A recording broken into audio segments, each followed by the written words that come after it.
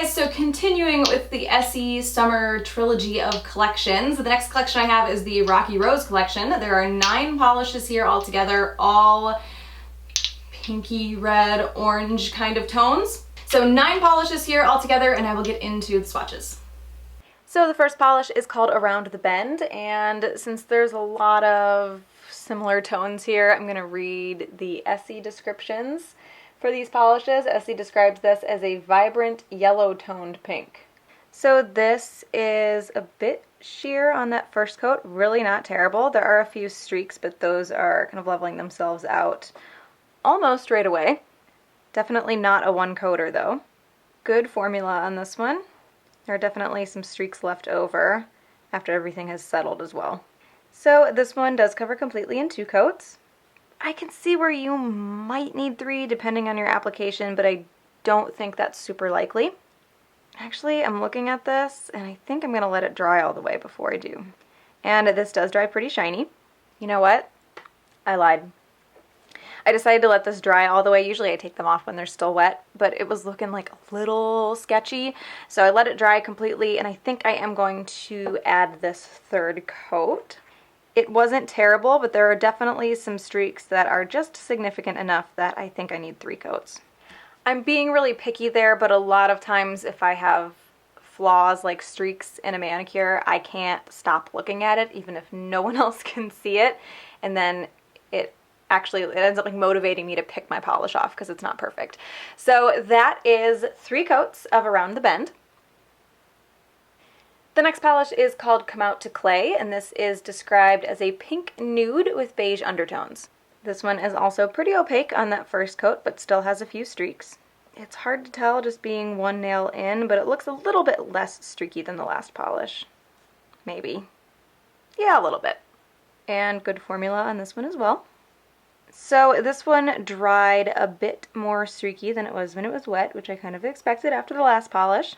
It looks pretty good here on the 2nd coat, but for today, I'm sure I'll do this again, but for today I've learned my lesson. So I'm going to let it dry completely before I call it. Even wet, it looks a little less suspicious than the last polish did on 2 coats, but I'll wait anyway.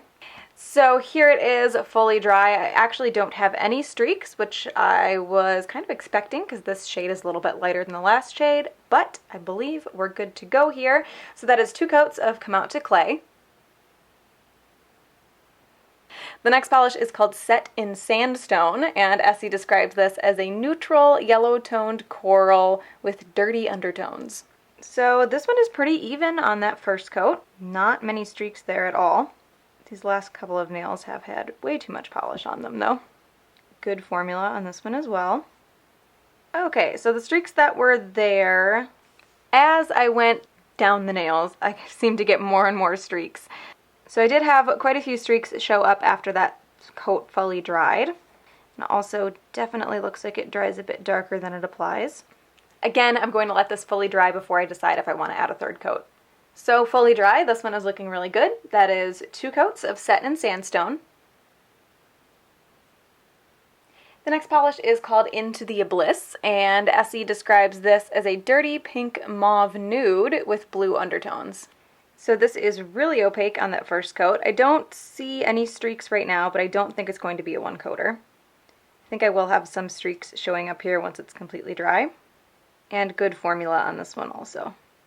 So this dried with a few just barely visible streaks, but it is still pretty opaque on that first coat after being fully dry. And this also does seem to dry just a little bit darker than it applies. So that is 2 coats of Into the A-bliss.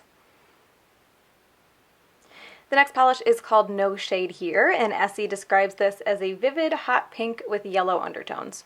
So this one also covers pretty well on that first coat. I have a couple of really minor streaks, but I can also see my nail line pretty consistently.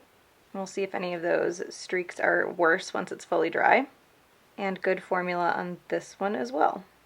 So this one does cover completely in 2 coats, and it's kind of hard to tell because this is a really bright color. My camera is old, but it does definitely dry darker than it applies. I'm also trying to be really careful to float the brush over this one. It's looking like it's really easy to accidentally create some streaks on that second coat. If I'm pushing down too hard, using too much pressure, I'm kind of pulling some polish off of the nail and creating some streaks. I did a little bit here on my middle finger. So that is 2 coats of No Shade here. The next polish is called Yes I Canyon, and Essie describes this as a burnt orange with yellow and red tones. So this one is very opaque on that first coat. It's very even, practically no streaks. I can see a little bit of nail line if I look really closely. That will be a little more obvious once it's dry. And good formula on this one also. So this one does cover completely on that second coat. It didn't dry any streakier than it was when it was wet, which was like practically not streaky at all, like maybe 1 or 2, but nothing major. And it really didn't have any streaks to begin with. The nail line became a little more obvious after it was fully dry. So that's mainly the reason here for the second coat. So that is 2 coats of Yes I Canyon. The next polish is called Cliffhanger, and Essie describes this as a milky brown nude with pink undertones. So this one is a bit more sheer on that first coat. It comes off just a little bit more jellyish than the other ones. There's a lot more nail line showing. And I did goof a bit when I removed Yes I Canyon and I pushed it into the dry skin on the sides of my nails on a few fingers, so there's some orange staining there. I hate that. I know that's such a minor thing, but it really bothers me.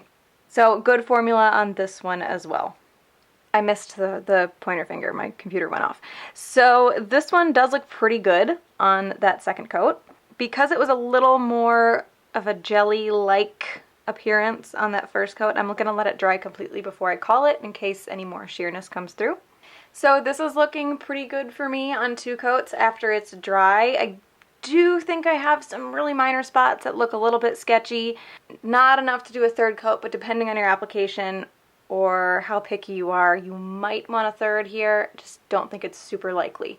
So that is 2 coats of Cliffhanger. The next polish is called Rocky Rose, and Essie describes this as a terracotta nude with red and yellow undertones. So this is another one that's a little bit less opaque than the other creams in the collection have been. It has that slight jelly property to it on the first coat. It's fairly even, but I can see a good amount of nail line. And good formula on this one as well. So this one does cover completely on 2 coats. And the second coat does deepen the color a bit. Not a huge surprise since it was a little sheer on the first coat. And like every other polish in the collection, it does dry shiny. So that is 2 coats of Rocky Rose. And the last polish is called Bed Rock and Roll, which Essie describes as a red-toned brown nude. So this one also seems a little jelly-ish on that first coat. It's not super sheer because it is such a dark shade. It definitely has a slight squishy look to it, but I don't think you'll really be able to see that after another coat is built up. So this one does cover completely on 2 coats. Again, because it was a little sheer on that first coat, the second one does deepen the color and also dries shiny. I actually like this color a lot more on my nails than I thought I would. So that is 2 coats of Bed Rock and Roll. So I mentioned in my picture polish video that I'm kind of getting into a fall mood as far as colors go, not necessarily weather. So Into the A-bliss is going to be my favorite because it is that nice, like dusty, medium fall toned pink that I like. So that is the part 2 of the Essie Summer Trilogy of collections, the Rocky Rose collection. So I will link the other parts down in the description box below because I'm gonna upload them all at the same time. So hope you guys enjoyed this one and I will talk to you later. Bye.